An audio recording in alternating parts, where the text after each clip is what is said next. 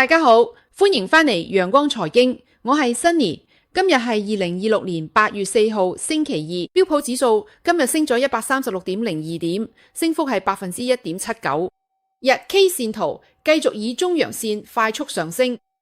今日標普指數同道指都創咗歷史新高，一波新嘅上升趨勢好有可能正喺度嚟緊。呢幾日大市升幅幾可觀， AI 嘅事重新回歸正軌，科技巨頭、硬件、軟件呢啲市場權重板塊都出現咗強勁嘅升勢或者反彈。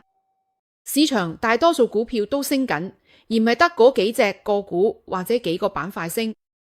77%嘅股票及其衍生證券今日都係升咗，市場廣度相當好，係普漲格局。咁樣就減少咗標普指數向上假突破嘅機會，突破之後繼續升係可以期待嘅。道指亦都創新高，而且今個禮拜2個交易日，日日都裂口高開。我覺得升同突破係好事，但係連續裂口高開可能會過度消耗多頭嘅力量，容易出現衰竭。道指成分股唔多，得30隻，樣本少，好容易搞震。大市最好就唔好日日裂口高開，特別係標普指數穩中求升先係長久之計。希望道指之後2-3日可以適當咁休整下啦。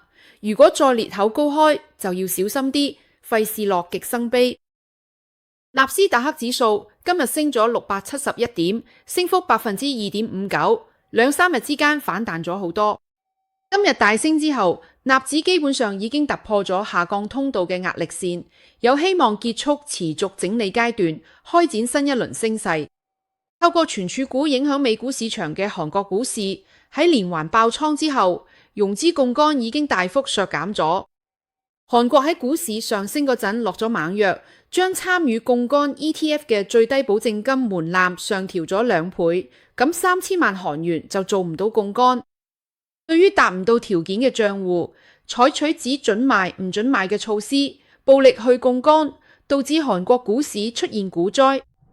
韓國股市嘅融資餘額由6月份高峰期嘅38萬億韓元，而家快速減少到27萬億，近期直線下降，說明爆倉數量非常驚人。既然係跌到咗錢保證金，股票被強制賣出而爆倉，佢就相當於係賣盤踩踏，等到踩踏結束，賣出壓力就會大大減少。韓股嘅海力士近期成交量放量，有見底嘅跡象。海力士短時間內大跌一半，咁低價位區成交量放大。呢啲成交量嘅賣方係嗰啲被強制平倉嘅人，至於買方呢，就係入市執平貨、帶血籌碼嘅資金啦。股市大升，之前做淡嘅大淡友應該損失唔少。大淡友 Michael Burry 喺7月份仲加倍做淡咗標嘅包括英偉達、特斯拉、PLTR、納指100等等。做淡嘅工具係認沽期權，佢做淡嘅理由係 AI 基礎設施投資嘅大量資本開支並冇對應到真實嘅終端需求，企業之間仲循環融資、互相投資，數據中心折舊年限應該縮短，雲端巨頭嘅利潤會大幅拉低等等。講落係有道理嘅，但係最近4大雲端巨頭財報出咗之後，市場嘅睇法已經發生咗重大轉變。投資者認為資本開支可以帶動雲端業務收入增長。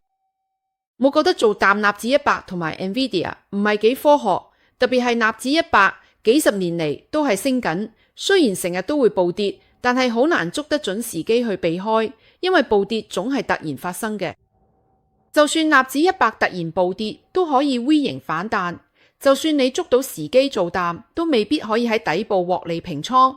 只要你猶豫一陣，隨時升翻晒上去，再創新高。呢類大市指數根本唔係最佳嘅做淡對象，佢長遠都係升，做淡嘅勝算極低。今次 Burry 做淡 PLTR 可能爽咗2個月，今日一日就嘔翻晒出嚟。PLTR 喺持續大半年陰跌之後，今日因為業績而暴升接近30%。仲要係放量，即係話交易變得活躍嘅。PLTR 同 Tesla 一直被視為散戶集中地，股價係比較投機嘅。不過近幾季以嚟，機構嘅持股比例不斷上升，即係話散戶嘅持股比例正在下降。喺最新一個季度，機構持股比例係 58.11%，呢個數字同科技巨頭相比仲係偏低，但同舊年、2年前相比，機構正不斷加大對 Palantir 嘅配置，所以單憑一個大淡有做淡並唔能夠反映市場嘅全貌。數據顯示有更多機構正喺度做多入市。 PLTR 有咩投資價值呢？尋日我哋提到商業收入嘅增長速度遠高於政府收入嘅增速，而且公司能夠將 token 轉化為利潤。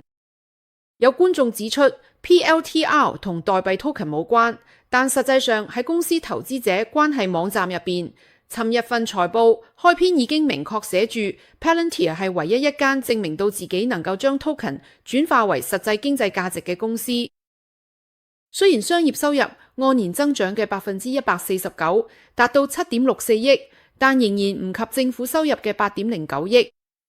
美國政府仍然係 PLTR 最大嘅客戶。商業收入增長得快，客戶群亦好廣泛。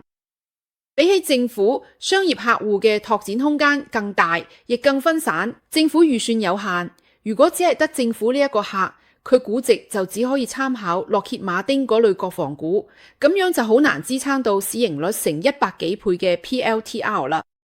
商業收入加速增長，證明佢哋嘅 AIP 人工智能平台有極強嘅商業變現能力，有機會用高增長軟件股嘅標準嘅估值。呢個40法則 Rule of 40係將營業利潤率同埋同比營收增長率呢兩個指標分別做橫坐標同縱坐標，反映咗企業經營增長同盈利能力喺成個市場入邊嘅排名情況。PLTR 自己統計完之後，整嗰張圖佢以收入增長 93%， 加上調整後營業利潤率 62%， 合計達到 155%， 排喺市場嘅頂尖位置。佢哋得分甚至高過 Nvidia、博通、Broadcom、西捷科技、思奇呢啲公司。傳統嘅40法則主要係用嚟評估軟件企業嘅健康度，超過40分就算係優秀啦。而 PLTR 竟然達到咗155分。PLTR 好中意將呢兩個數加埋一齊嘅。喺財報入邊，佢仲將過去2年8個季度嘅40法則得分畫成曲線圖，發現呢間公司嘅數據增長得好快。今次財報業績同預期都支持嘅股價上升，但核心問題始終係估值。PLTR 100幾倍嘅估值始終係價值投資繞唔開嘅一道坎。PLTR 今日放量大升，持續調整都半年幾啦，今次有望形成一波反彈。今日美股光通訊概念股大升， Marvell 升咗 12.8%。美國聯邦通訊委員會正喺度制定措施，禁止進口中國嘅光修法模組。光修法模組主要係用喺數據中心內部嘅高速光嘅數據傳輸，呢樣對 Marvell 可能係一個重大利好。光模組內部核心嘅 DSP 晶片，主要供應商係 Marvell 同 Broadcom， 之後再經光模組廠商封裝賣俾數據中心。限制中國供應鏈，美國光模組供應鏈依然會採購呢兩間公司嘅晶片，總需求唔會受影響。數據中心嘅投資而家佔咗美國 GDP 嘅1/4，美國要盡可能肥水唔流別人田。未來嘅數據中心產業鏈上邊，以國家安全做理由去照顧本土產能，我覺得係可以預期嘅。因此，國際貿易嘅技術壁壘應該係有利於 Marvell 等光通訊概念股。今日大升之後，技術走勢有望轉為反彈趨勢。尋日表現唔錯嘅亞馬遜今日表現麻麻，主要係因為貝索斯計劃賣出4150萬股股票。賣出之後，貝索斯依然係最大股東，拋售嘅股票係嚟自原始股，即係話已經冇咗成本可言。賣出股票嘅主要目的應該係支持藍色起源 Blue Origin 商業航天公司，始終係好燒錢嘅生意，需要貝索斯定期注資。貝索斯都唔係第一次拋售亞馬遜股票啦，呢40億美金嘅套現其實一早已經計劃好。如果股價下跌係因為呢個理由，佢好快就會被市場消化晒。對於微軟、亞馬遜、Google 呢啲雲端巨頭嚟講，喺大市氣勢如虹嘅情況下，應該係易升難跌嘅。貝索斯要不斷咁俾錢藍色起源，因為搞火箭真係好燒錢。SpaceX 喺盤後公布咗上市後嘅第一份財報，按照規定，財報公布之後就會有大量限售股解禁。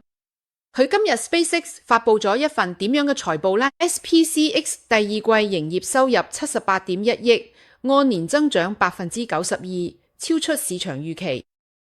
其中星鏈同 AI 嘅收入佔大頭，火箭發射只係佔收入嘅1成。公司第二季淨虧損5.41億，但比起舊年同期減虧咗4億幾，每股收益虧損9美仙，好過預期，所以收入同埋利潤都超出預期。但係股價盤後下跌，主要係因為第二季資本開支達到158億。華爾街認為 SPCX 要實現正現金流仲係遙遙無期。盤後 AMD 嘅財報出咗之後，股價都跳水。AMD 嘅業績全面超出預期，其中營業收入係115.4億，按年增長50%，超出預期。每股收益1.66，按年增長246%，同樣係超出預期。公司預測第三季營收指引係127億至133億，超出市場預期嘅125億。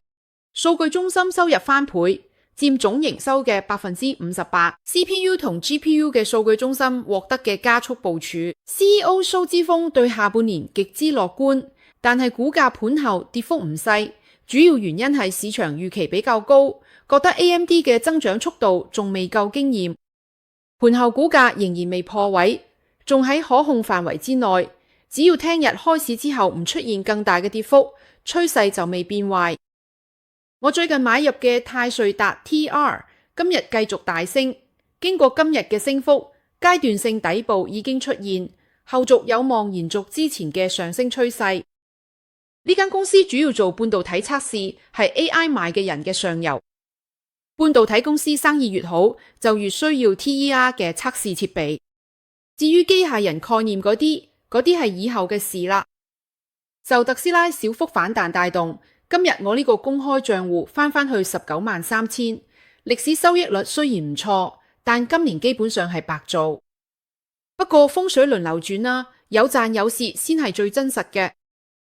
昨日有觀眾問到 NVIDIA 同高通仲有冇得升？NVIDIA 係股王，係 AI 嘅一面大旗，目前形態仲可以再升一波都唔係冇可能。高通反彈都有一定希望，只係上上落落嚟，揸住嘅體驗唔係幾好。好，咁我哋今日嘅節目就分享到呢度，多謝大家收睇，我哋下集節目再見，拜拜。